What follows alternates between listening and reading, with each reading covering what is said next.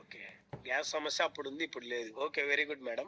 Okay, ఇంకా ఎవరికి రాకుండా ఉండాలి అన్నా ఇంకా మేబీ కొంతమందికి కొన్ని రకాల సమస్యస్ ఉంటాయి, అవి కూడా ఈరోజు కంప్లీట్ చేస్తాను. మేబీ ఈ టాపిక్ చాలా పెద్దది కాబట్టి కొన్ని మెయిన్ పాయింట్స్ వరకు నేను కవర్ చేయబోతున్నాను. ఇది ఒకటి 2-3 క్లాసులైనా పట్టొచ్చు ఈ గ్యాస్ట్రిక్ సమస్య. కానీ ఈరోజు ఒక జస్ట్ 15 మినిట్స్లో మెయిన్ పాయింట్స్ ఏదైతే ఉందో అవి కవర్ చేస్తాను. ఓకేనా? గ్యాస్ట్రిక్ యొక్క సమస్య యొక్క లక్షణాలు ఏంటంటే, ఫస్ట్ ఒక 6 ఉంటాయి. ఆ 6లో మీకు కొన్ని కవర్ చేసి చెప్తాను. ఫస్ట్, గ్యాస్ట్రిక్ బాగా ఎక్కువగా ఉన్న వాళ్ళకి ఎలా ఉంటుందంటే వికారంగా, అజీర్ణం అవ్వదు.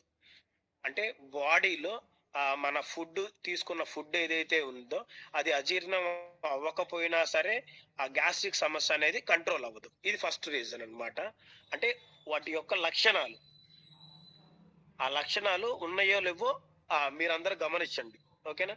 ఇంకొకటి, ఆకలి వేయకపోవటం. చాలా మందికి ఆకలి వేయదు. ఏది అడిగినా సరే, ఫుడ్ తినమని అడిగినా సరే ఆకలి లేదండి అంటారు. అది ఎక్కువగా గ్యాస్ ఎక్కువగా మన బాడీలోకి స్టోర్ అయ్యే కొద్దీ ఆ ఆకలి అనేది చంపేసిద్ది, ఆకలి పేగిని. ఓకేనా? దీంతో పాటుగా కొంతమందికి బాగా విపరీతంగా తేపులు వస్తూ ఉంటాయి, చాలా పెద్ద తేపులు వస్తూ ఉంటాయి. ఆ తేపులు కూడా దాదాపుగా 1 to 3 మినిట్స్ ఆగకుండా వస్తూ ఉంటాయి. ఇది ఒకటి గమనించండి. కొంతమందికి వెక్కుళ్ళు వస్తాయి, ఎక్కుళ్ళు ఎక్కువ వచ్చినా సరే ఈ సమస్య చిన్నగా పెద్దది అవుతుందని గుర్తుపెట్టుకోవాలి మీరందరూ. దీంతో పాటుగా ఆహారం తీసుకున్న తర్వాత కొంతమందికి ఎక్కువ ఆహారం తీసుకున్నా సరే ఆయాస పడుతూ ఉంటారు.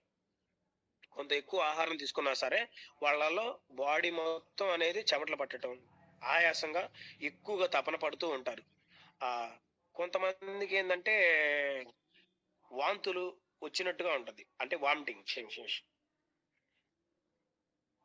సెన్సేషన్ కూడా కొంతమందికి వస్తూ ఉంటది. కొంతమందికి ఆయాసం అని చెప్పాను, ఎక్కువలు చెప్పాను. ఇవన్నీ మెయిన్ వాటి యొక్క లక్షణాలు అన్నమాట.